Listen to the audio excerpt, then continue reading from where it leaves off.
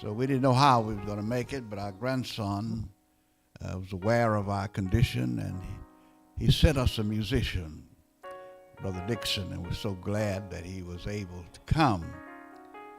And just to keep things straight between pastors, I called Pastor Webb this morning and said, I got one of your musicians down here that's filling in for us.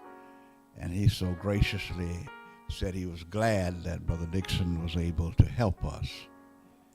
But in the meantime, I'd called Brother Cooper, let him know. He said, well, he's aware that Sister Shawanda wouldn't be here.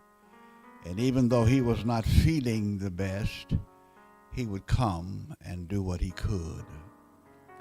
But then after I discovered that Brother Dixon was coming, then I texted him back and told him that we had a guest musician. And he texted me back and said, oh, thank you, Pastor. He said, I was not going to leave the church out there hanging, but now that you have someone, I'm going to stay home and continue to rest because I really don't feel up to it. And we're so thankful to him for being willing to come out even though he was not feeling well. It gives you an indication of the measure of his devotion to God and to our church. Let's remember him in our prayers. But then when we came, Brother Dixon was already here playing on the organ. And I told him we had an organist who was planning to come.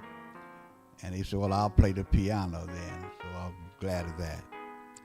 But to my surprise, during the Sunday school, in walks my brother's wife.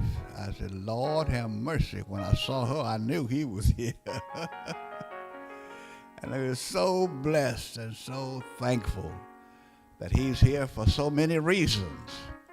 For the past couple of years, he's had some real challenges in his health ever since he was on a cruise and fell sick, and he hasn't been back right since then. And grateful to God and to his beloved wife who has tended to him and nursed him back.